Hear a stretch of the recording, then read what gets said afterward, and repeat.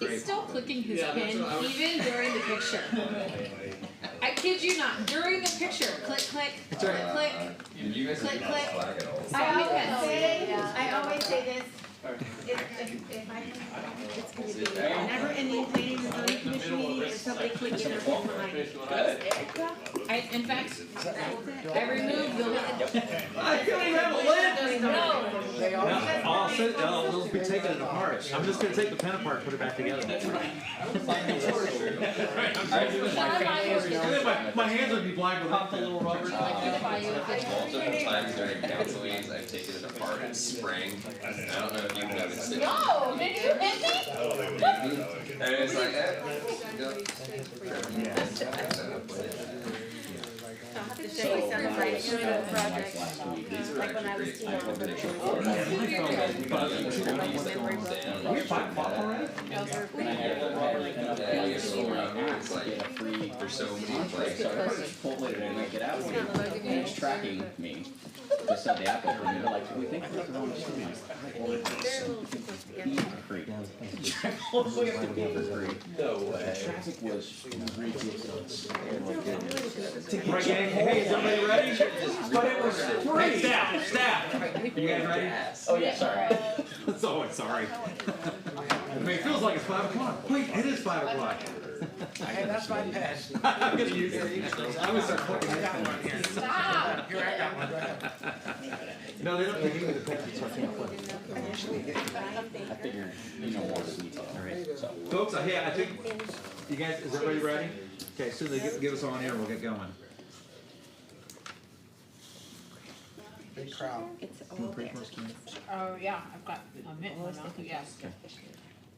I'm about halfway through. Just realized the meeting was 5. All right, welcome to the regular meeting of the Xenia City Council. And we're going to start, if I ask everybody to please rise if you could.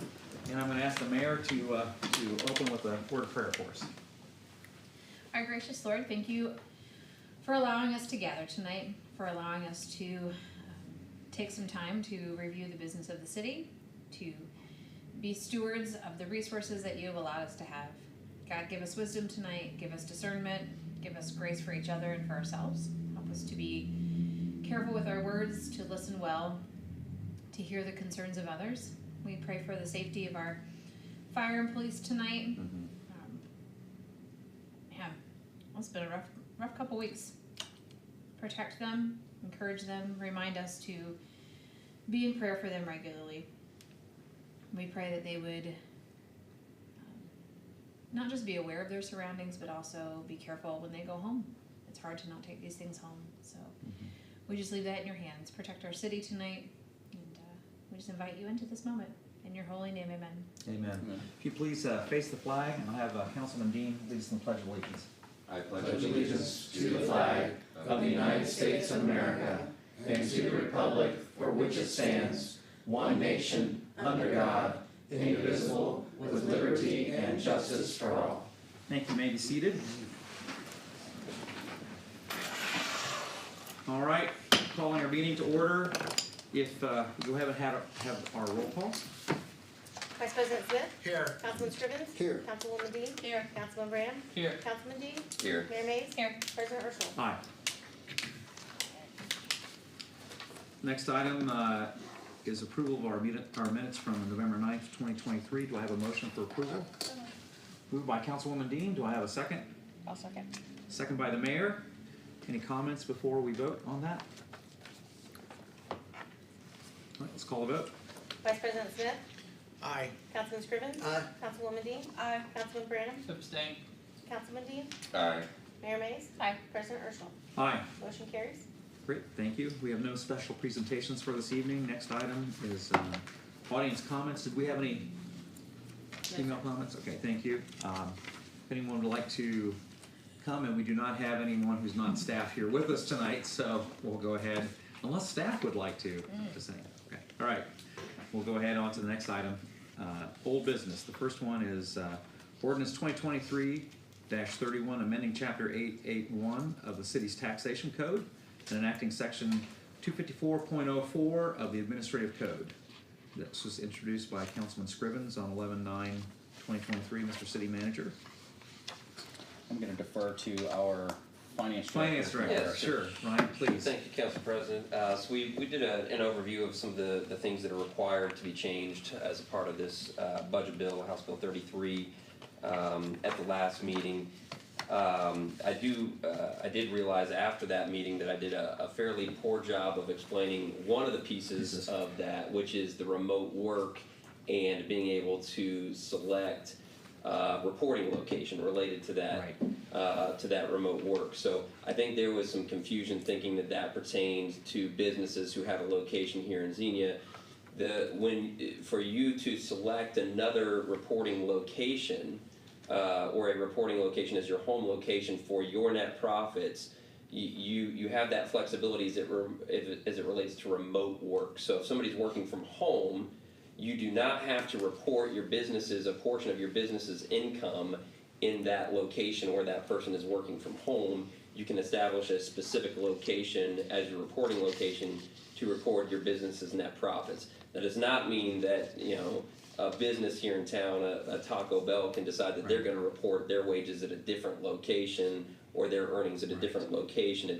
It's not pertaining to businesses in that way. This provision is pertaining to remote work, and I didn't explain that clearly, and I think there was some confusion from folks. So this provision is specifically related to remote work, and so I don't, as I said in the last meeting, while we are not happy that the state continues to meddle in municipal income tax, I do not believe that these changes as proposed are going to have a substantial impact on our collections or the tax revenues that we're seeing here locally. So I think most of these changes are fairly minor and inconsequential from a monetary standpoint, though we would love for the state to stop meddling in local income tax and continually making this more difficult for us to administer, and also in some cases they are hurting our ability to collect taxes that we would otherwise collect. So I would ask tonight that council adopt the ordinance amending Chapter 881 so that we can bring that chapter into compliance with the Ohio Revised Code. Great, thank you. Next item on this is a public hearing, so I will go ahead and open the public hearing at this time. And seeing that we don't have any public with us, I will go ahead and close that as well. So, Could you take a question? yes, let's go ahead, a question from, Question's probably more for the finance director. So like as an employer, after this is enacted, how will that be communicated to businesses that their 16, 17-year-olds won't pay income tax? Is that correct? You won't withhold for the city, or you still should? So I believe, and I can double check, but I believe it's a filing requirement. They aren't required to file.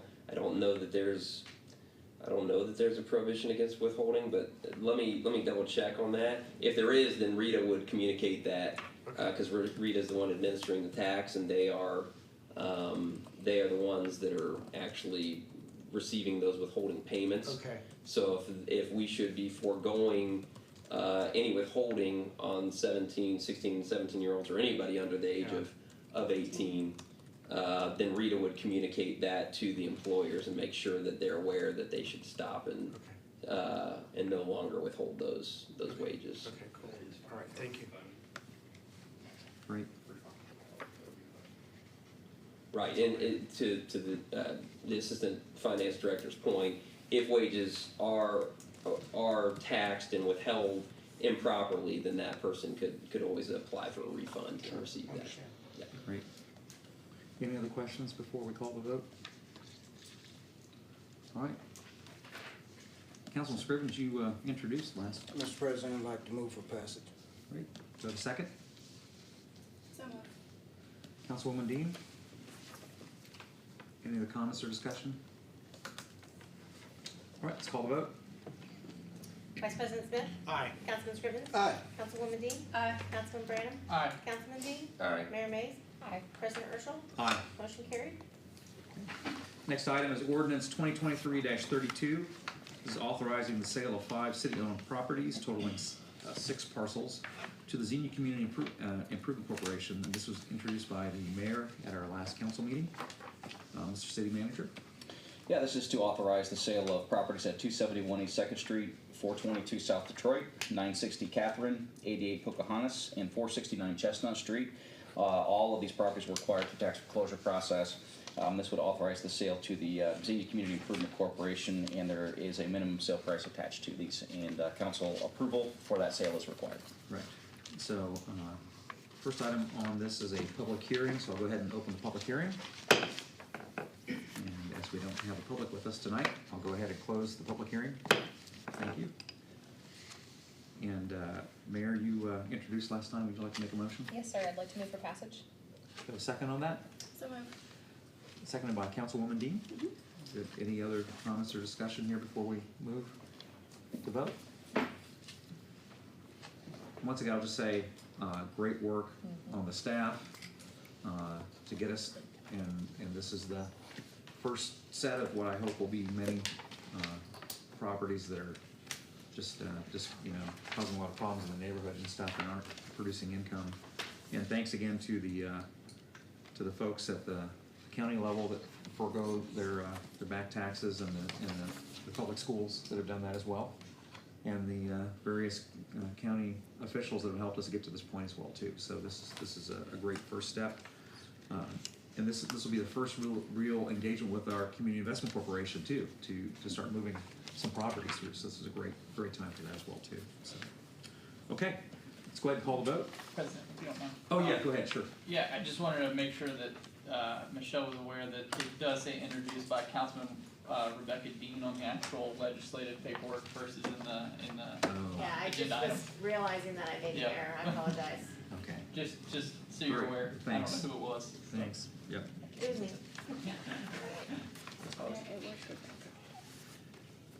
All right, let's go ahead and call the vote. Well, can we back up just for a second? So Sure. Councilwoman Dean actually did introduce this legislation. Do we wanna review that vote, or does it matter? Go ahead. Would you like to make the motion? I don't care. Go ahead, and then I'll. Go ahead, you make the motion. You make the motion. Second, but it doesn't matter. And she Do can we? second it. It really is inconsequential as a No, point it of order. doesn't matter with us. Yeah, I don't Yeah, care. yeah. So we had a move by Moved and seconded. the mayor, and we had a second. But it was Councilwoman Dean that actually introduced that. So Last she time. introduced and she seconded. It's properly. I'll first, second. Introduced and Right. seconded, so. She moved, she Got it. seconded. Almost said first. Yeah, My apologies. So let's put that down as moved by Councilwoman Dean and seconded by the mayor. Yes, sir. Great. So when would these properties be available to view? When would they go on the market then? We'll have to get everything arranged with the CIC and the deed information processed. And given holidays, I'm not sure exactly how long that'll take.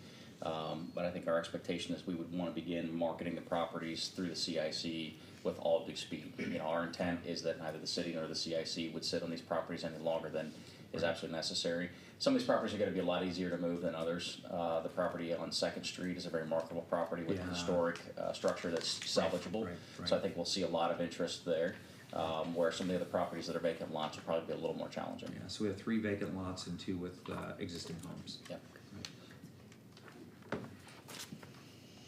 But I will add, Mr. Smith, that we can work through the CIC and kind of establish a calendar of events, and I could share that back with council. Those would be put out to the public though, so the public would be aware. The public is aware, but again, we are, through our home program, we are trying to market these to individuals who will qualify for the criteria, which includes ultimately an owner-occupied arrangement. Right. And where there are historic structures, we obviously want to try to salvage those structures and maintain the historic integrity. So they could be made more broadly publicly available, but to qualify for that program, it would have to be folks who are in agreement with the conditions of that program. Right. Wes, any more questions? Anyone else? All right, let's call the vote. Vice President Smith? Aye. Councilman Scriven? Aye. Councilwoman Dean? Aye. Councilman Branham? Aye. Councilman Dean? Aye. Mayor Mays? Aye. President Urschel? Aye. Motion carries. We're now moving to new business. The first is ordinance 2023-34, and this is an emergency. This is to establish a 2-month moratorium on the commencement or I apologize. One last item under old business is ordinance 2023-33.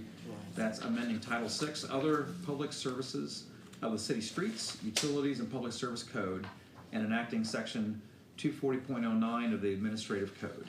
And this was introduced by the mayor at our last meeting.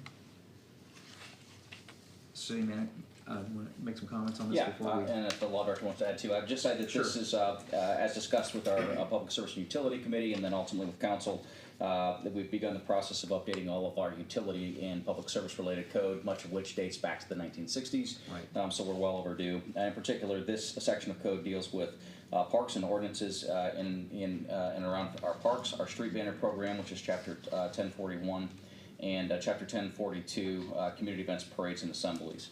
Important we update these, but not overly consequential to the general public. So I'd also say we had some discussion about this at our Public Utilities Committee, and we're recommending adoption of this to the council as well. Sure. All right, first item is a public hearing on these, so I'll go ahead and open the public hearing. At this time, since we have no public here with us, I'll go ahead and close that. Okay. This was introduced by the mayor. You'd like to make a motion? Yes, sir, I'd like to introduce it, or go ahead and move for passage. Okay. Do I have a second on that? Second. Second by Councilman Scriven. Any questions or comments here before we move on? And just a reminder to council, the effective date on this would be March 1st. Correct. We have the two other titles of this, Part 10, that we'll be introducing one tonight, introducing one at the next meeting. We set effective dates, the same for all of them. Right. Yeah. So there were some specific changes in terms of process and numbers and those types of things, so as those go into effect. Most of it was renumbering, the parks chapter, more than anything, that was just consolidation. Right. Things were so spread out, that only had two new sections, one dealing with drones, and a definition section was added. The street banner programs, no changes. The community event and block party permit requirement, that's new, that's a whole new chapter.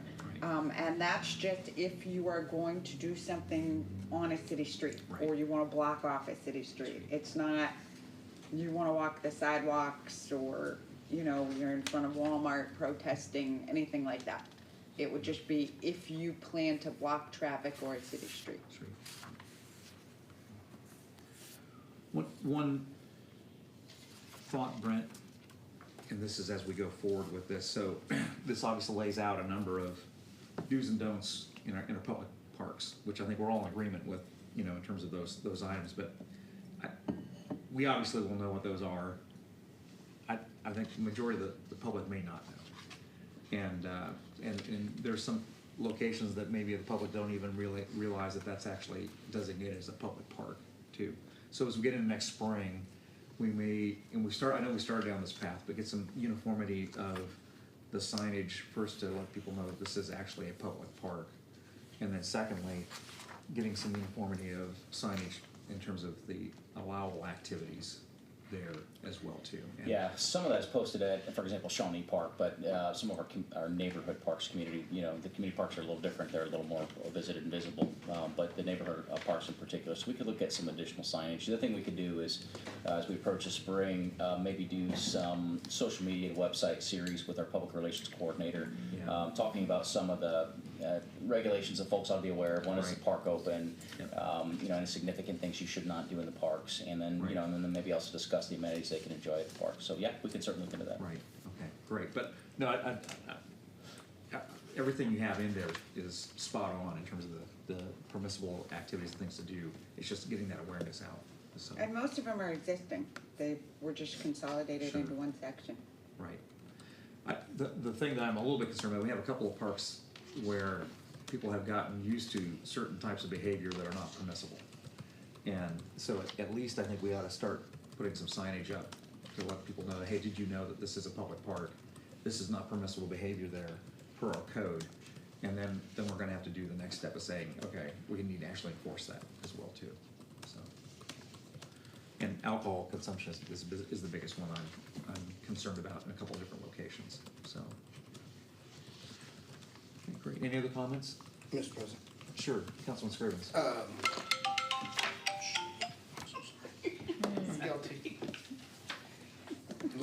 Do you want to say something, Tommy? Go ahead, tell him. So sorry. Shoot dagger eyes at me. I am. I'd just like to thank the law director. When I came on council fully 6 years ago, one of the things I wanted to do was just grab a hold of our ordinances, which are arcane in some respects, and do a good analytics on them and consolidate and bring them forward. And she's brought this current, and I'm fully in support of this. So Yeah. just wanted to say thank you for our law director for a job well done. It's hard consolidating old language and making it a thesaurus into new language. So we thank you for that. Thank you, sir. Great, thank you. Any other comments? Okay, let's go ahead and call the vote. Vice President Smith, Aye. Councilman Scrivens, Aye. Councilwoman Dean. Aye. Councilman Branham, Aye. Councilman Dean, Aye. Mayor Mays, Aye. President Urschel, Aye. motion carries. Great. Done.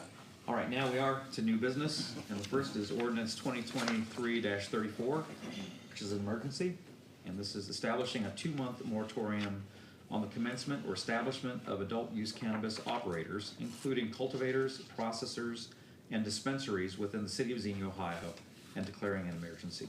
Yeah, Mr. City Manager. Thank you, sir. On November 7th this year, Ohio voters passed a statutory referendum known as Issue 2, and in so doing made the recreational use of marijuana legal in Ohio. Issue 2 enacted a new chapter of the Ohio Revised Code, Chapter 3780, which establishes an adult use cannabis program that will operate in much the same manner as Ohio's medical marijuana program. Like the medical marijuana program, the new adult use cannabis program will have licensed cultivators, processors, and dispensaries.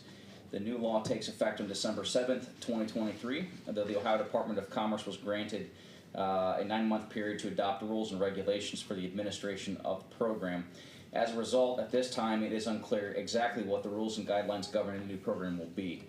The voter-approved law does provide our city council and other municipalities with the authority to prohibit or limit the number of adult-use cannabis operators, which again would be the cultivators, processors, and dispensaries within our community. City staff needs some time to review the potential impacts of such operators, and if council ultimately decides to allow any operators within the city, we'd have to study and review and determine proper zoning regulations for that particular type of commerce.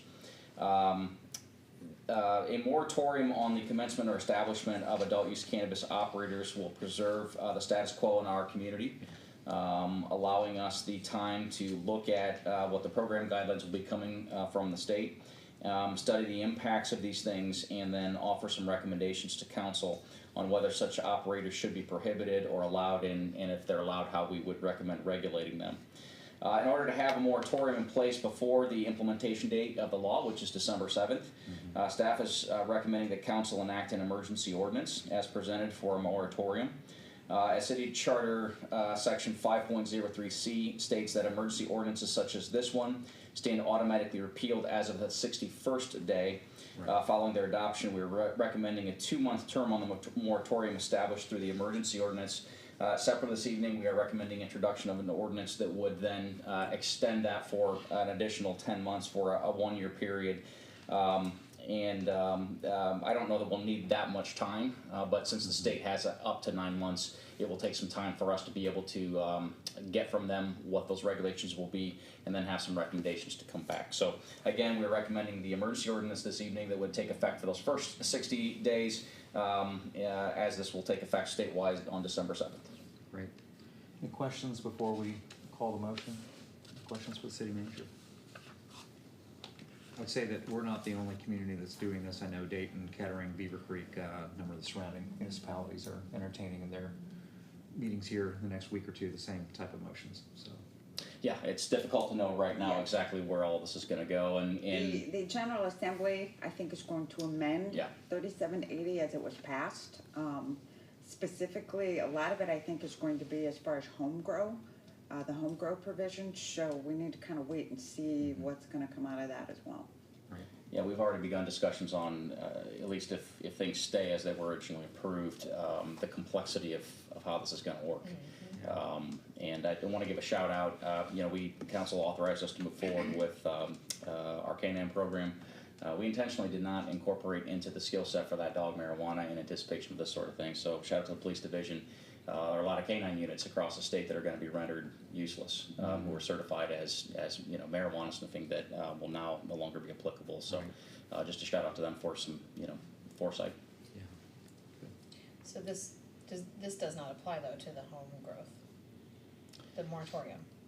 The moratorium is just on the establishment of any of these, the cultivators, the processors, distributors. Okay. Okay, do I have a motion? Moved by Councilwoman Dean, do I have a second? Second. Second by the mayor. Any other questions or comments here before we vote? All right, let's call the vote. Vice President Smith? Aye. Councilman Scriven? Aye. Councilwoman Dean?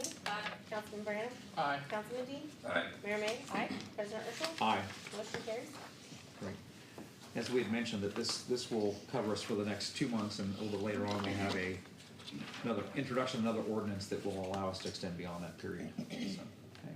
Next item is ordinance 2023-35. This is an introduction.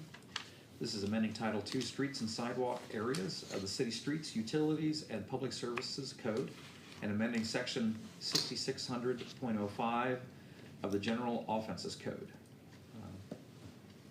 Mr. City Manager. Yeah, well, we're going to tag team. I'm going to start here, and I'll Sure. let the law director get into some detail. This ordinance is the second of 3 amended sections of Title II being presented to City Council.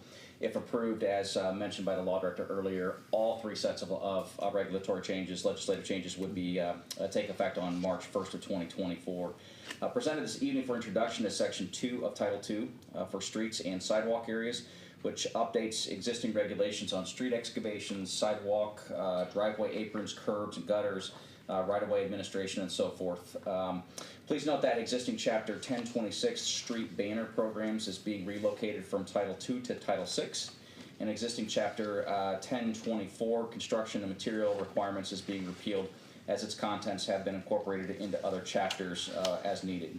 I'm going to yield the floor to the law director, allow her to give some context on these proposed changes to Chapter 1000, 1001, and 1002. Title II is actually, we started with Title VI. That was the last part of the 3 titles. This one, much like Title VI, there are 3 parts to Title II. It covers really streets and then sidewalk, driveway, aprons, curbs, and gutters. The 3rd chapter is your right-of-way administration that council enacted last year. The only thing with that is we are basically renumbering that. We had it under other public service, and it's more appropriate under this title that is the streets chapter. The 2 chapters you had, now Chapter 1000, street excavations and openings, and then Chapter 1001, sidewalk, driveway, aprons, curbs, and gutters, all dated to 1964. They hadn't been updated since then. So working with the city engineer, he had the biggest hand in this, just really trying to update, keep the requirements. If you're gonna cut into a city street, you have to have a permit to do so. We added requirements about restoration, where we didn't really have that requirement before. We expanded safety requirements. We added an inspection fee, because our public service staff does have to go out and inspect and make sure it's been filled in and restored properly. I also added some language about tracking of mud. If you are doing a street excavation of some sort and you're tracking mud or gravel or making a general mess of the street, you're now required to clean that up. We added language to authorize the city engineer to put in place rules and regulations regarding street cuts, and that would also really cover how that has to be restored. What the subsoil has to be look like, what the compaction has to look like, what kind of asphalt you can use. Those change, so that's not really something you want to codify. That's something you want to authorize the city manager to set as a rule and regulation. We also added a disclaimer of liability and an indemnification requirement. Somebody cuts into one of our streets, somebody gets hurt, they are required to indemnify the city. The city and the taxpayers will not be on the hook for that. And this applies, most of the street cuts, we see usually are the utility companies. Right. So that's something they can afford to do. Right. The update to sidewalk, driveway aprons, curbs, and gutters, again, we keep the required construction and material specifications. We added driveway aprons as well. Driveway aprons weren't formally covered in this chapter. We kept and updated the permit requirement, with the exception that if city council would decide to do a sidewalk repair program, if you receive notice as part of that program that you need to repair your sidewalk, you would not be required in that situation to come get a permit. Because we're gonna be inspecting that anyway as part of the program. So just to not put a burden, an extra layer if council would decide to do a sidewalk repair program. We also addressed the issue of curb cuts. When these are done outside of the zoning approval process, the sidewalks, the curbs, the gutters, a curb cut, if that's part of an approved plat, you don't need a separate permit. If for some reason you'd be doing it as a standalone, then a permit is required. That's just really to assure that our engineering staff has the ability to inspect and make sure that you are doing it properly. That the curb you build or the driveway apron is up to standards. So that was something we kind of really needed to address. We did address, and we currently in your general offenses code 66005, and that is one of the things we amended here. 66005 is the section that contains the requirement about removal of snow. Right. We kept that. We updated the language some, but we kept that requirement. But that general offenses code also contained a requirement about maintaining your sidewalks. We've moved that. We did move that out of 660, and it's now in chapter 1001. So it's just a requirement to maintain the structural integrity of the sidewalks. The only real change we made to the right-of-way administration section, the way the right-of-way administration is set up, and again, this is utility companies, this doesn't affect, you know, your average citizen. They have to pay something that's annually, a maintenance, an annual fee. And that fee is determined every single year based on our costs for the prior year. So it's going to fluctuate. So one of the things that we did, and you heard me mention this last time, is we are going to ask council to authorize, we're going to move the fee schedule. It's not going to be a standalone chapter anymore. It's going to be an appendix to the city government code. One of the only real change we made in right-of-way administration was to ask council to put in their authorization for the city engineer to update that number every year, because that number is going to change every year. It's not arbitrary. It's not a number that council can just decide. It has to be based on our costs for the prior year. So rather than having to bring that back to you every single year to have you vote to change the number, we did make the one change in there to allow the city engineer to do that.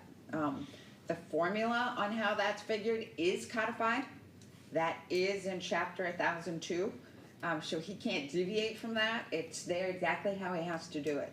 So we feel giving him the authority saves you time, saves him time. Other than that, I don't think, unless there was anything That covers it. major, yeah. You had a lot of this, and it makes sense going back to 64. And this was the utility chapters, which we'll talk next time too. I always compare it to when Congress passed the Clean Water Act or the Clean Air Act. They didn't put details in about this is the size pipe you need and this is the type of filter you have to use. They said, here's what we want. EPA, you enact rules and regulations to enforce what we want. When these sections, a lot of them were originally done in 64, you didn't have those rules and regulations. So there are specifications in there about type of pipe that's used that just isn't the type of pipe anybody uses anymore. Right. So there are a lot of actual construction requirements that were in these chapters that are very out of date, and really shouldn't be in there.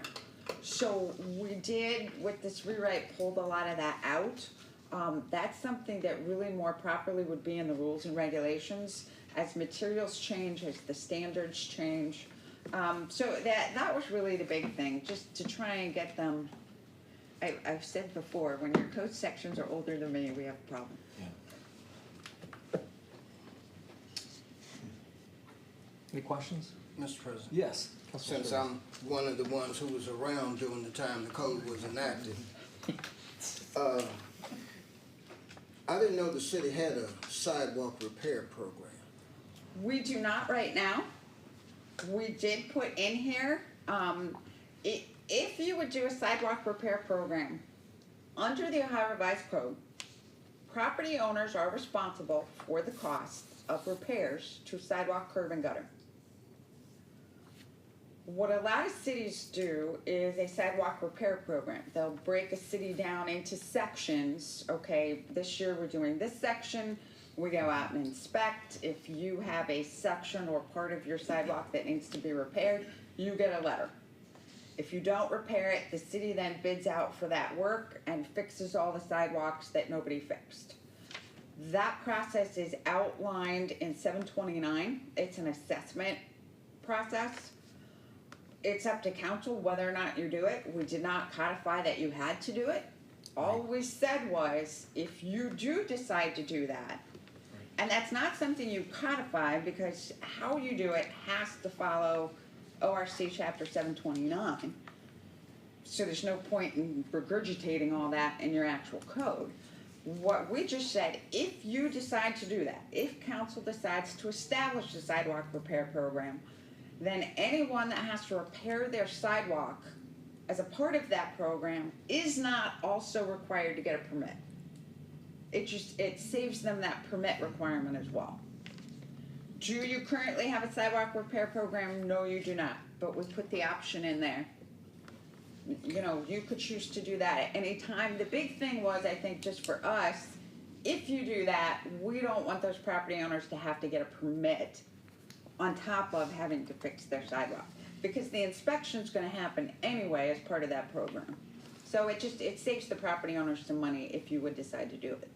Also, Mr. President, you had made a reference to when there is construction, there's mud and stuff left on the street. How about when there's not construction and there's a utility road that's not paved and it actually washes the pavement down to the storm drain? Do we have that addressed? That would be addressed in the rules and regulations. A lot of that's addressed now in your right-of-way administration. Okay. Thank you. That took care of a lot of that. Thank you. Thank you, Mr. President. One of the benefits of a sidewalk program would be right now, we've been picking up the burden of a lot of that when we do street paving. But the dollars that we have are not only going for the asphalt or the paving and taking care of some of the infrastructure below the street, but we're doing the curbing, we're doing the aprons, and we're doing the sidewalks as well. And that just means we And do, the storm drain. and the storm drain. So we do a lot fewer lane miles with the funds that we have. So as we go into this new year, if we can look at this as well as a citywide curb fee as well too, that would allow the dollars that have been allocated towards the streets to actually go more towards the asphalt versus these other activities and give us more lane miles of streets being paved. So. I would just make one other comment too, as this is put into effect. We may have a lot of folks in town that don't realize they have the responsibility of clearing snow, right?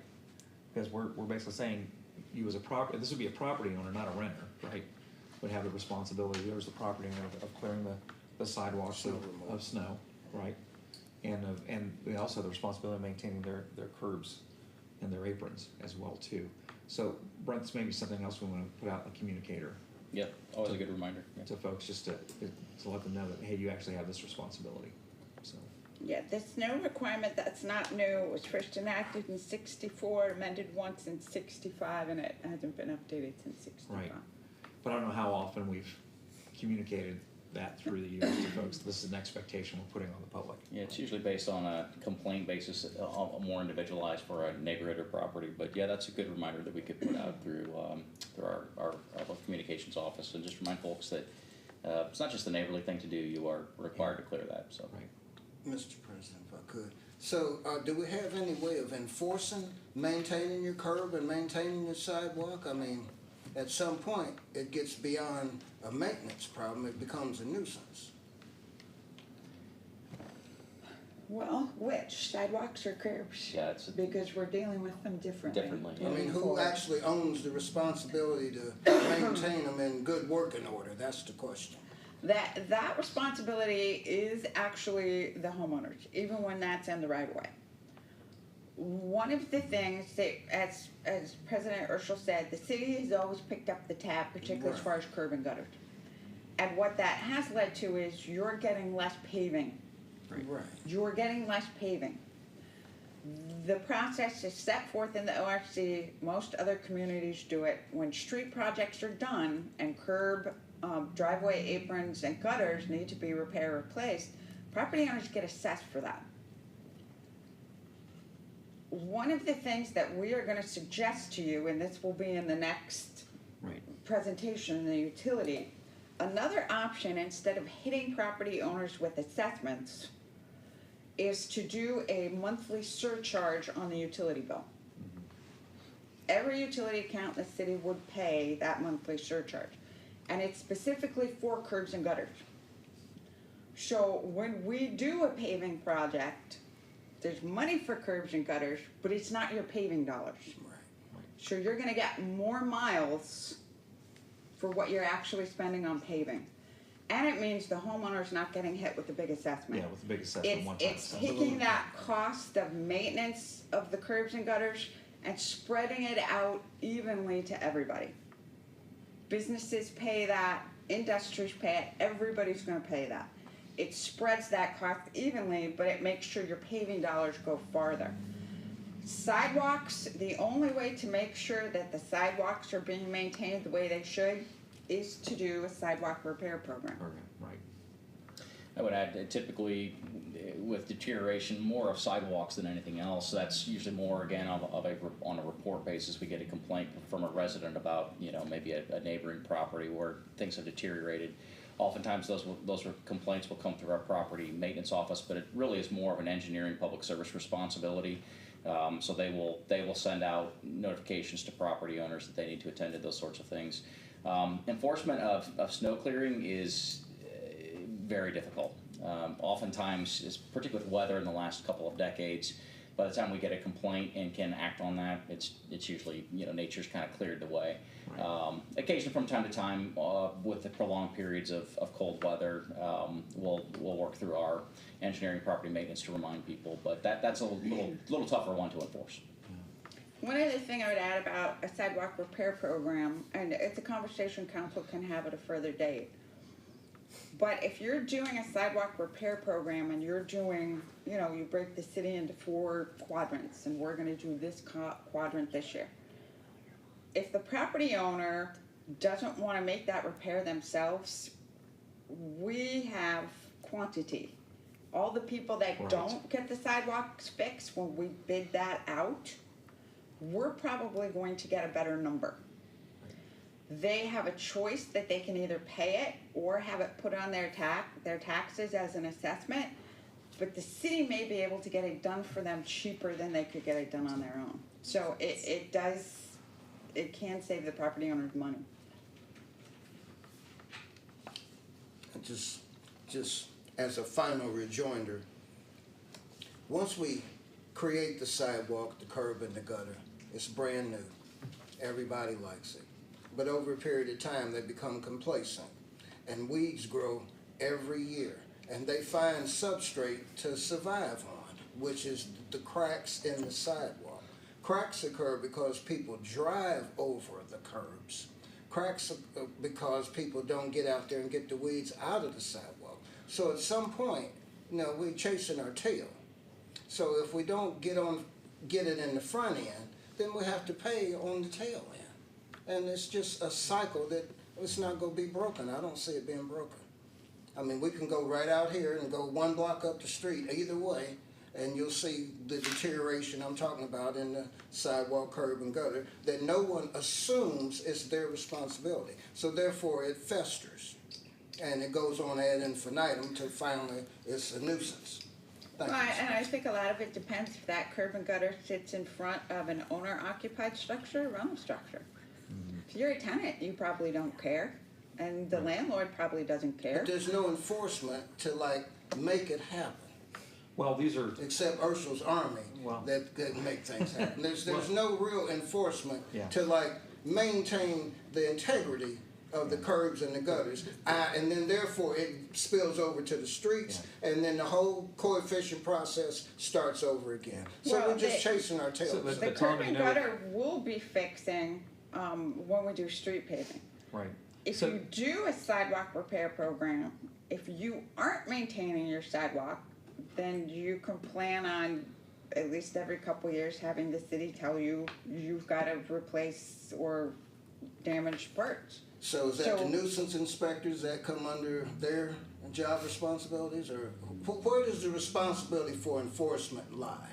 Well, I don't think there's an enforcement that you have to weed your sidewalk or weed the curb. I mean, So then we therefore don't have they that go, kind of they go manpower. to quote pot unquote. But Tommy, if we, We don't have that kind of if we manpower. choose to go with the sidewalk repair program, which we're gonna have some discussion about, and like Danette said, you know, the structure of that hasn't been determined yet, right? But if we do it, divide the city into, let's say, 5 sections, right? So about every 5 years, we'll probably go out and have someone do an inspection of the sidewalks. And you're gonna have somebody that had a tree root, right, who's grown up and has busted something, right? And it's hazardous to people to have that there, right? You'll have somebody else who may have done some construction, and like you said, the trucks when they came in broke up the sidewalk, right? Because they Terms drove of over snow removal. drove over the sidewalk or whatever else, right? But at that time, that's when we'll notify all the folks that, hey, we are now repairing this section of town. And you have a choice, you can either. Get on board. You either accomplish that and have it inspected, right, per the code, or you can allow us to do the repair and we'll put the assessment on your taxes, but it's gonna happen. Right. Right? And that's the point. You know, if we get into that type of program, we will get into an annual assessment and repair of the sidewalks. And the reality is, right now, we haven't been doing that, and what happens to us is we haven't done anything until we do a road, but then as part of that road, we typically will do the aprons, we'll do the sidewalks, and we'll do the curbs, and then we're getting, 70 cents on the dollar for the asphalt because we're spending all the rest of this money on the concrete, right? And you can see it every time we've had our bids, for Second Street and Lower Bellbrook and these other places. There's this huge portion of that that's Shortfall. concrete, right? Because we're having to repair all these other items. In addition, am I missing something there, No, Brent? you're spot on. Right. So. I just wanted to make that an awareness that at some point, if we don't maintain our curbs and gutters, then we're chasing our tail. Right. So this is to help us. Danette's got the infrastructure in here now to allow us to step into that. And one of the other things we're going to be talking about here as well is doing a citywide assessment for the curbs, because the same way curbs are important from a stormwater perspective, right? And if we can't so get are rid of the driveway stormwater, aprons. right? Driveway aprons are part of the stormwater Yep, system. same way, right. So this is allowing us to finally start both addressing this as well as saying how we're gonna do this, and also how we're gonna get the funding to do this as well too. And to allow us to stop bleeding off the funds that should be going towards the asphalt for all the rest of this infrastructure repair. Very good. Thank you, sir. Okay, well, do I have a motion? This is an introduction. Would someone like to introduce this? I'll do it. Okay, introduced by Councilman Scrivens. Okay, next item is ordinance 2023-36. This is amending section 251.05 titled Public Improvement Funds of the city's administrative code. Mr. Finance Director, this is an introduction tonight. Would you like to make some comments before we introduce? Yes, thank you, Council President. Late last year, council or staff did a review, and council subsequently approved a rewrite to the city's fund chapter. And like a lot of our code, it was long overdue for a review of that. As we reviewed that, we brought a lot of that into compliance with our revised code, making sure that we were dotting all our I's and crossing our T's there. But we also were looking at it from the standpoint of trying to consolidate some things to make reporting a little more flexible and a little more effective and efficient. We in our annual financial report are very comprehensive, but we also want to be as concise as possible to fairly long reports, and so we had some goals to try to achieve in the way that we were reporting, to try to consolidate some things and make that process a little more efficient. As we talked to our auditors, for the most part, we had achieved almost all of the objectives that we had and how we would report moving forward. But there was one area of concern that they had where they wanted us to more clearly articulate what we were trying to accomplish. And so the Assistant Finance Director and I, we both have a desire to consolidate our capital funds from a reporting standpoint into one fund. And so we're asking here in this ordinance tonight, ordinance 2023-36, to consolidate things like the Issue 2 fund and the Public Safety Permanent Improvement Fund into one fund. So we're still maintaining separate cost centers, Right. still tracking the balances for each of those purposes separately, but from a reporting standpoint, we can report them together. So the Issue 2 fund, for example, in a lot of years it may have no transactions, Right. in other years it may have 4 or 5 transactions. It's just very minimally used, and yet we were allocating a whole fund from a reporting standpoint to that purpose. And so what we're trying to do here in this change is to consolidate it from a reporting standpoint, but still maintain the same level of accountability and detail, and being able to track what amounts are being set aside for which purposes. So what we're requesting tonight will impact our comprehensive annual financial report. It won't affect things like the budget, for example. So in the budget, you will still see a 362 fund for Issue 2. You'll still see a 364 cost center for public safety permanent improvements. Those things will still be tracked and reflected separately with a lot of detail, but from a reporting standpoint, they can be consolidated. So we're requesting an introduction of the ordinance tonight so that we can consolidate those things in our financial report. Great. Any questions before we move for an introduction on this? Has Budget and Finance approved it? Has it come before Budget and Finance? Yes, we had a discussion on that. I'll defer to Wes. Yeah, it's just basically, this is some housekeeping to just clean up everything. Okay, do I have a motion for introduction? So moved. Moved by Councilwoman Dean. Thank you. Next item, and this is what we discussed earlier, is this is ordinance 2023-37. This is an introduction. Establishing a one-year moratorium on the commencement or establishment of adult-use cannabis operators, including cultivators, processors, and dispensaries within the city of Xenia, Ohio. Mr. City Manager.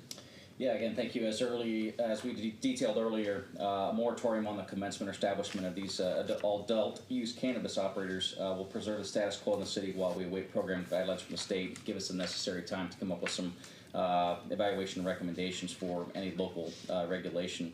Again, council took action with the emergency ordinance earlier. That expires after 60 days. This would extend that moratorium for an additional year.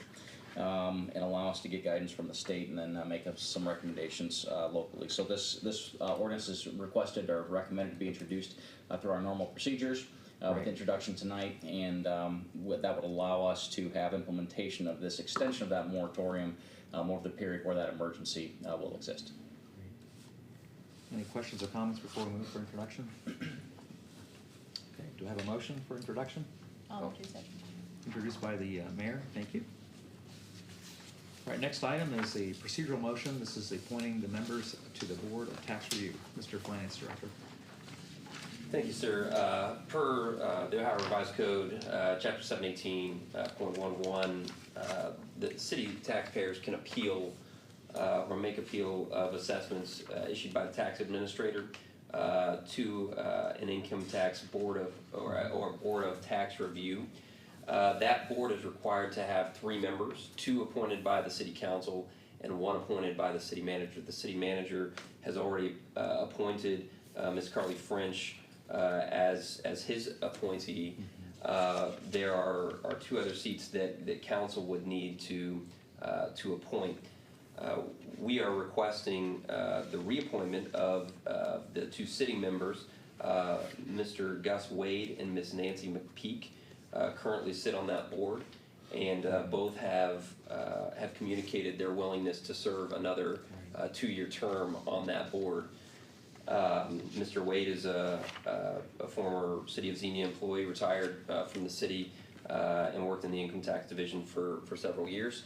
And the council is very aware of Ms. McPeak and her contributions from her involvement here locally, regularly here at city council meetings, and participating in Citizen Academy and a lot of other city events.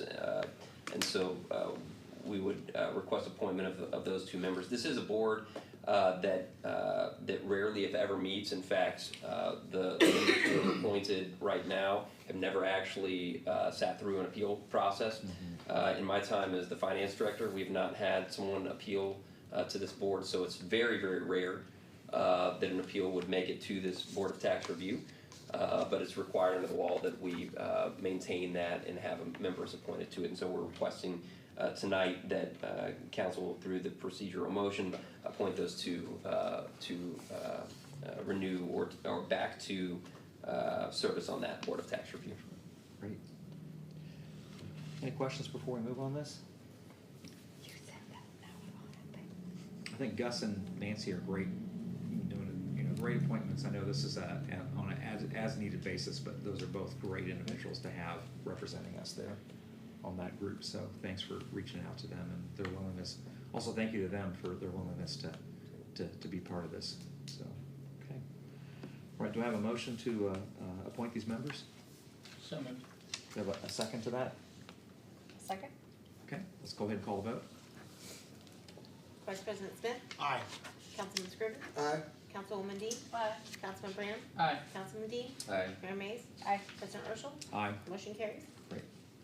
Next item is a procedural motion. This is approving the 2024 operating budget and 5-year capital improvement plan from 2024 to 2028. Mr. City Manager. Thank you, sir. The proposed 2024 operating budget and 5-year capital improvement plan were delivered to council on October 26th and simultaneously published for public review on the city's website. This is the 2nd year in which the budget process has been governed by the newly adopted rules of our city charter. Per our charter, section 9.04C3, within 30 days of presentation of the operating budget and capital improvement plan to council, council may approve the proposed operating budget and capital improvement plan. If council takes no action within 30 days, the proposed operating budget and CIP are deemed approved as presented. Approval of the operating budget and CIP through this specific procedural motion does not authorize any funding or specific projects. Rather, adoption of the 2024 annual appropriation ordinance by council will be necessary to enact that final budget. We project that will occur toward the end of January, early February of 2024.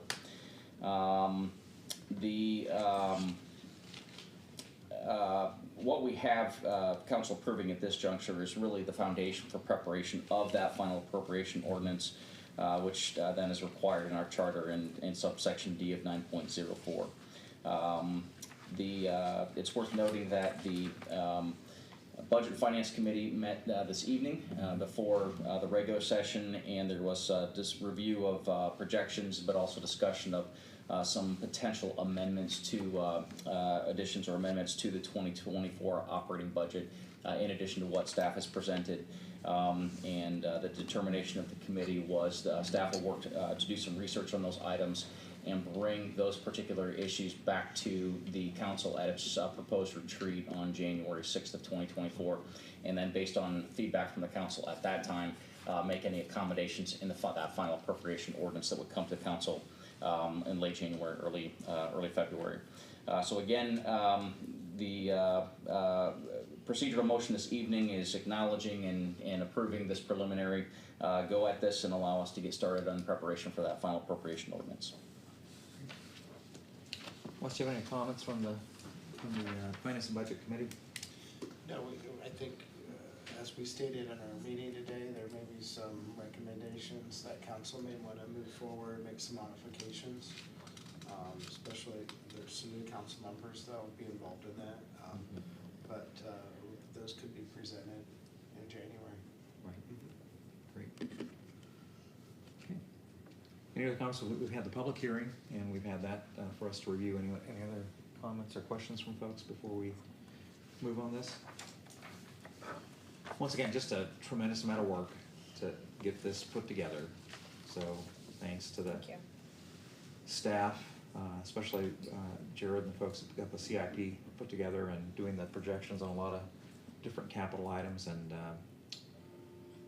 Ryan, to your team, just to have all the breakouts and the projections. One thing we did ask Ryan to do was a conservative projection on income and expenditures, and a little bit more progressive one based upon a number of cost-saving initiatives and some potential other income that we may be having as well too. And it was good for us to take a look at both of those, and we'll have some more discussions on our offsite as well on the 6th on both of those. But a lot of hard work's going in by the city right now to look at reducing our costs for services that we've been providing for other parts of the county that have a lot of historical basis there. But each of those items, as we're able to peel that onion back, is going to allow us to accomplish more here in the city. And but we've taken a look at some of those projections as well too. So we'll have some more discussion on that on the 6th of January there. So, okay. Do I have a motion to approve? I'll make that motion. Okay. Motion by the mayor, second by? I'll second. Second by the vice president. Any other questions or comments? All right, let's call the vote. Vice President Smith? Aye. Councilman Scrivens? Aye. Councilwoman Dean? Aye. Councilman Branham? Aye. Councilman Dean? Aye. Mayor Mays? Aye. President Urschel? Aye. Motion carries. Great. Next up is our appointed officials reports. Mr. Point of order, sir. Yes. Did you want to entertain a procedural motion to change the December 14th meeting? Yes, one other item. So on the 14th of December will be our next regular meeting, and I'd like to move that we meet at 5 o'clock for our regular scheduled council meeting, and then at 6:30 we'd like to have some time at a reception for our council members that will be stepping down off of council here at the end of the month, and that'd be Councilwoman Dean and Councilman Branham and Councilman Scrivens. And so our plan is to at the end of our council regular scheduled council meeting, we'd have a reception time, and we need to do that. A lot of hard work by folks, and these folks have been on council at least the last 4 years, some a little bit longer, and just we need to have a time to be able to reflect. I know, Cody, I saw your response to say, hey, take it and use it somewhere else, and we're not going to give you that option because we need to honor you guys, okay? And so it wasn't a question whether we want you to do this. We are inviting you to come to be honored by the rest of us, or let's put it this way, to stay. But I'd like Tell to. you now, I don't like mandates. It's an invitation to stay. That's right. But I'd like to make a motion. We could start at 5 o'clock so that we could begin that reception right at the end of our regularly scheduled council meeting. Yeah. So have I'll someone. second that motion. Yeah, okay, got a second on that. Any other questions or comments before we vote on that? Doing a work session before that. No, we're not, because we're gonna cover that in the January 6th. January 6th. We will not have a work session that evening. We'll cover those items in January 6th, right? Okay. All right, let's call the vote. Vice President Smith? Aye. Councilman Scrivens? Aye. Councilwoman Dean? Aye. Councilman Branham? Nay. Councilman Dean? There Councilman you Dean? go. Aye. Aye. Mayor Mays? Aye. President Urschel? Aye. Motion carries. Motion carries. Thank you. And Cody, I appreciate the sentiment, and you know what? None of you have done this to bring, glory to yourselves. Everybody's there. Obviously, you're not doing it for the money, and because that's not there, right? You guys have been serving the community, right? And you've been good stewards of your time. And we just need a little bit of time to be able to honor that as well too. So, say thank you. So we're inviting you guys to stick around. Is there gonna be a Santa Claus? You never know. Ethan might be. Ethan may. That's right. Can we get pictures with Santa? Do we need a picture with Santa? There we go. Is there gonna be alcohol? I do know there will not be any alcohol. I do know that. Not at City Hall. Not at City Hall. Can I change my I do vote? know that. But there may be coffee though. Okay, that'd be good, right? Cigar. Yeah, we may have some fresh roasted coffee available. That'd be good. Okay, great. Thank you, Michelle, for reminding me about that. All right, next item is appointed officials reports. We'll start with the finance director. I have nothing else this evening. Okay. Any questions for the finance director? Okay, thank you. Madam Law Director. I have nothing other than to wish you all and your families very happy Thanksgiving. Yeah, thank you. And a happy birthday. Whose birthday? Well, Friday. Whose? Mine. She's wishing me a happy birthday too. Well, good. I didn't actually hear that. Do I heard it. I'm sure that's what you meant. I don't think she did that, but okay. Any questions for the Law Director? Yes, yes. So, charter review, when does that come up again? as We've far still as- got, I just looked the other day, we voted, the voters voted on that in 2020, 2020. November No. is that right? So it would be 2025 that would do it again. So we've still got The 2 last vote was 22. But And that was a result Is it of from the initiation or is it from from the the? start of the review. Yeah, the last review started in 2020, so it's every Okay. 5 years the review process goes. You think I would know this off the top of my Started head? review actually Time started in this is back. 2019. I was The gonna charter say. commission was appointed in 2018. Yeah, 2022, we've got 5 years from that, so 2027. Is That it wasn't from the last the review, that was the results of the prior review, which started in, 2019? We did the first one, all those were enacted in 2022. After it's passed. Is the timeline based upon when it was When the passed review started, or enacted or when we did the review? The period starts then. so she suggesting that it would be at the point that the last set of changes was enacted. So then 27. Right, so it's 27. We can always do it earlier. if you Sure, want. that's requirement, no later than, right? But we can start early. Just curious. Sure. Okay. Any other questions for the Law Director? Okay. Mr. City Manager? I of course have more. First, want to remind the public that our city offices, administrative offices, will be closed Thursday and Friday for the Thanksgiving holiday. We want to again remind folks that our Christmas Station community event will be on December 1st from 4 to 9 p.m. With activities at Xenia Station and some of those activities extending downtown. So we encourage folks to plan ahead for that, come out and participate. Then finally, I just wanted to... And there will be a Santa Claus. There will, the Santa Claus will of course be in attendance, absolutely, so. The Santa Not Claus. a Santa. Not a Santa, the Santa will be in attendance. Poor children. That's right. Then finally, just in circling back, I did provide notice to council last night. Units from the Xenia Police Division did participate in the, based on mutual aid call in the active shooter situation last night in Beaver Creek. Details on the particulars of that incident continue to trickle out today, and I suspect will for days or weeks ahead. So again, just acknowledgement to our staff that went into uncertain circumstances last night. Big thanks for staff who were called in to backfill for those officers that we sent over. And just a reminder, folks, to be safe and be aware of your surroundings.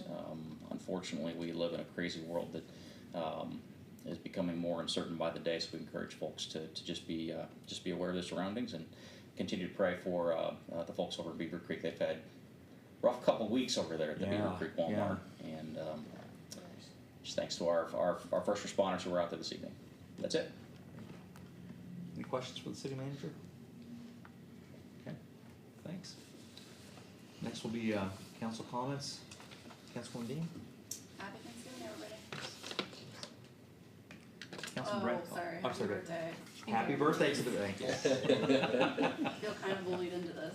That's good. It's all right. November 16th, Public Service and Utility Committee met. I'm sure the chair will probably backfill on what came out of that. Next, Public Service and Utilities Committee meeting will be December 4th.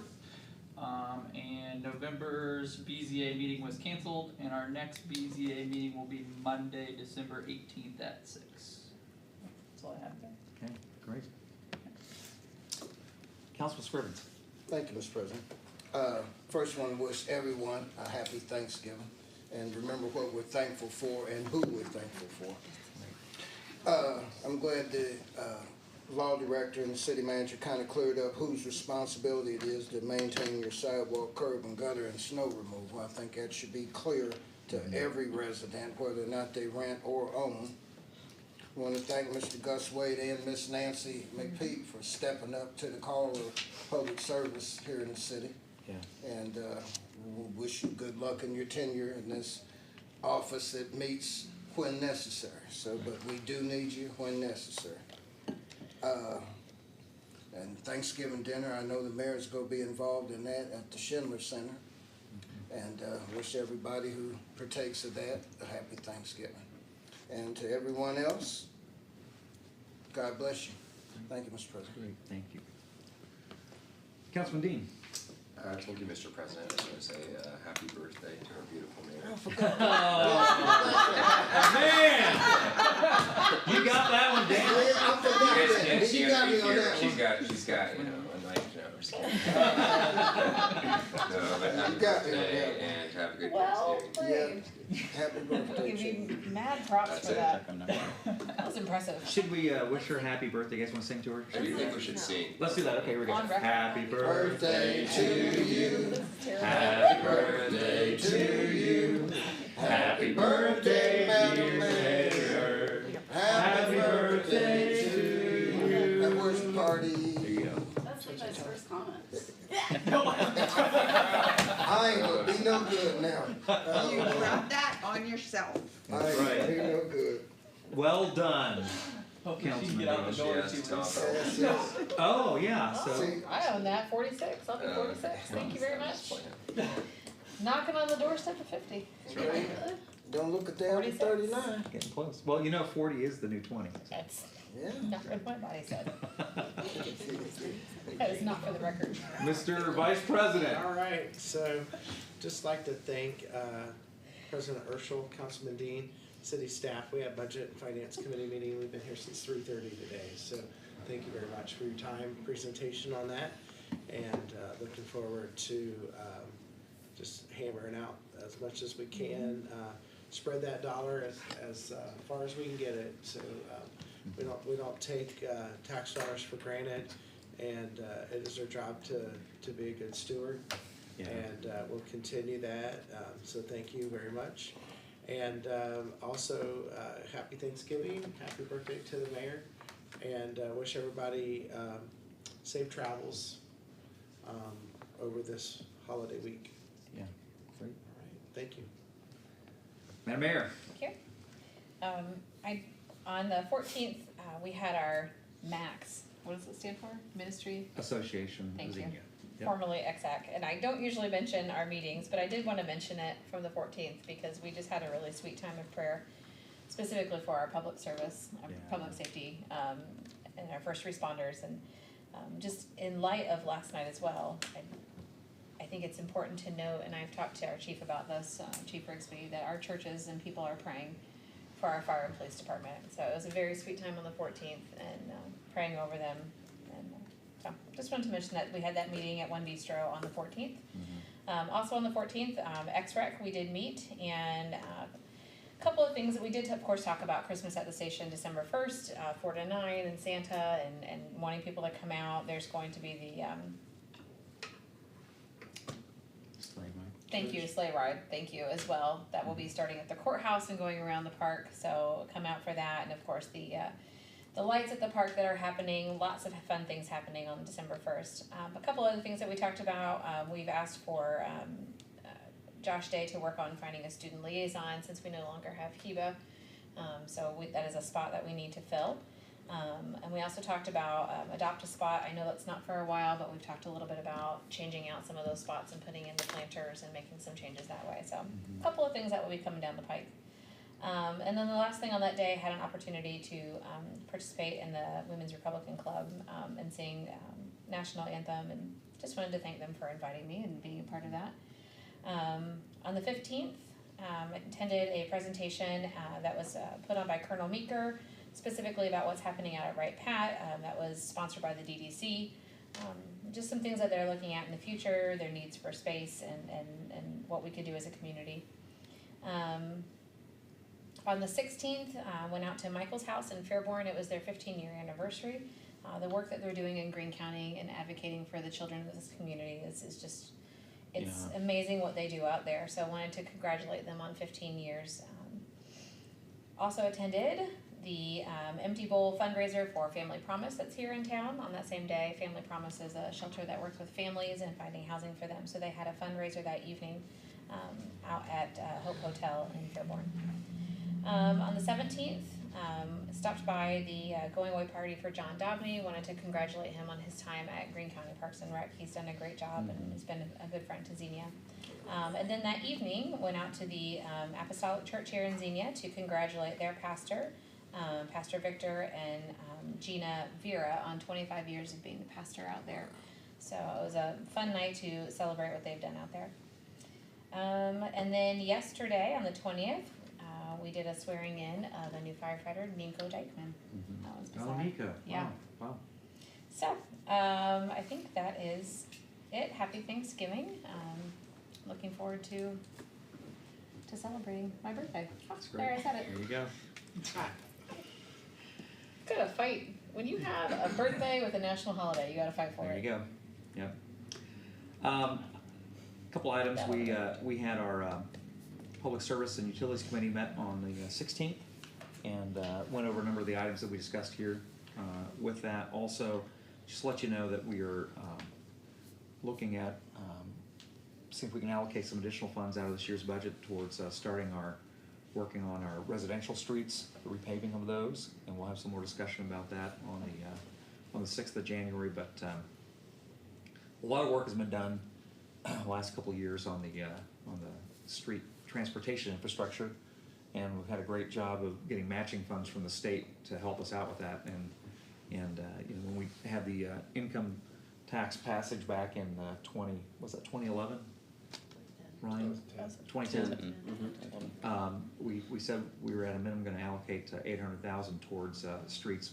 The reality has been the last couple of years, with the addition of the matching funds from the states, we've been spending the millions on that, well over that $800,000. But we got a lot of residential streets to get caught up on. So we'll have some more discussion about that on the 6th. But thanks. Just want to thank our folks. 500,000. Yeah, That's what the original commitment was 500,000. Was it 500,000? Okay. Yeah. We've been spending around 800, right? Yes. But that's been extended up even beyond that. Right.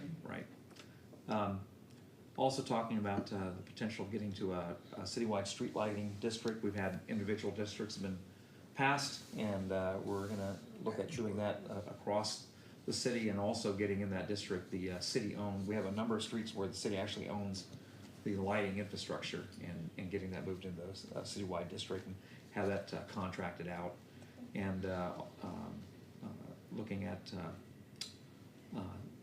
increasing our, getting some more uniformity coming out of our recommendations for the stormwater assessment too, and more will be coming out on that here in the next quarter as well too. So thanks for the folks, Councilman Scrivens and Councilman Branham, being part of that.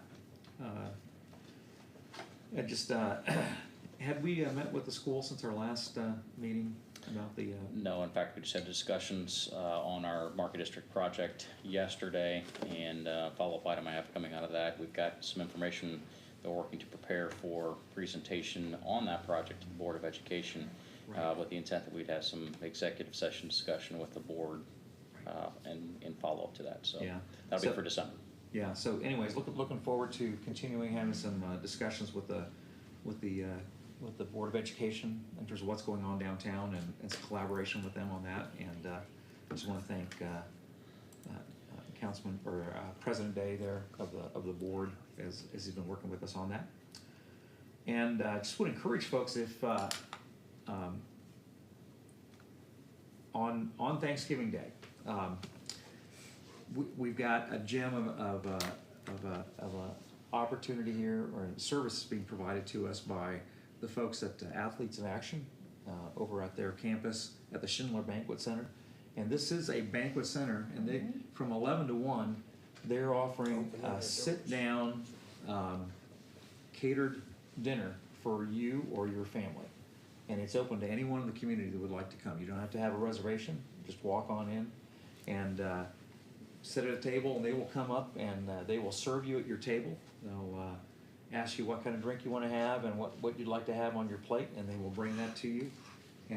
The city workers are providing all the desserts for that, all the pies and 600 pies. 600 pies. 600 Oh, servings. servings, I'm sorry, 600 not pies. servings, yeah, I not delivered pies. those this That's right. afternoon, we delivered those this afternoon. Yeah, so thank you for our city workers who have either provided some funds or actually baked pies for that, and they bring a dessert cart around to you at that table, and you get to pick out what you'd like to have. And you know what, you can have just a wonderful Thanksgiving meal there. They are also, if you can't make it to that, they've been taking, they're working with Green Cats and bringing both transportation folks to get their, if you don't have your own transportation like that, you can call Green Cats and they'll schedule a transportation for you. And if you would prefer to be able to have that meal at home and you can't get out, they'll bring the meal to your house. And what a great thing that the folks at AIA are providing with their chef and their staff preparing that. The city folks, a number of other organizations that are participating. So WGC did a fundraiser to pay for the turkey. That was very gracious. Yeah, and I know the Church Association is providing some of the funds as well for that. But I just encourage you, don't sit at home. I know our family's celebrating on Sunday with the extended family, so Kim and I are going over there. And we're just looking, we're going to go and find somebody to sit down with at the tables there and just enjoy that time. And I would just also encourage you to think about this Thursday, to take some time with whoever you're with and just stop. A lot of things to be stressed out over this year. And we just talked about what happened in Beaver Creek. We had a number of tragedies here in our community. But there are an awful lot of things to be thankful for. And so I would just encourage you to sit with your kids or your grandkids or your spouse or whoever else you're with there, or maybe you're just by yourself, but just to stop and don't be overwhelmed by all the stress. Just step back and think about the things that you have to be thankful for. I know Karen's in the audience here, and the paper asked us what we're thankful for. I brought you your copy. There we go. It's on the paper. That's right. And it was good to be challenged, because I'll tell you, I was busy this last week, and Karen said, "Hey, what are you thankful for?" And it was good to stop. And so, my reflections were I was thankful that we have a God creator who's willing to put up with our foolishness and provide a way for us to be redeemed from that. And so I'm really thankful for that, because I'm a foolish person, right? And I need that. I'm just reflecting on our city. I'm thankful for a city that has had, in the last 50 years, the tornado has gone through the city 3 times. And I don't know how many other municipalities have had devastation to that effect through the years, and yet Xenia's prospering, and it's doing well.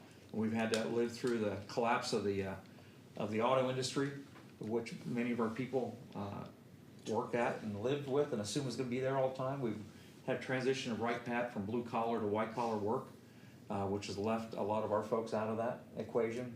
And yet, but in the midst of that, Xenia is a thriving community, and seeing what's going on with the Market District and the housing, and just a lot of folks in the public stepping up and saying we need to be part of what's going on here.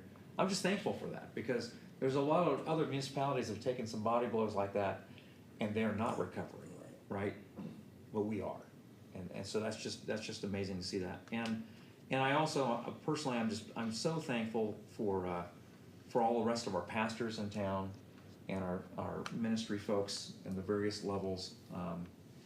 We have men and women that just have devoted their lives to our community, and are selflessly serving folks at a very nominal wage, but just love our folks. And like you said, we had the ministry association together, and to have a group where you can get together and you know that people are praying for each other, you know.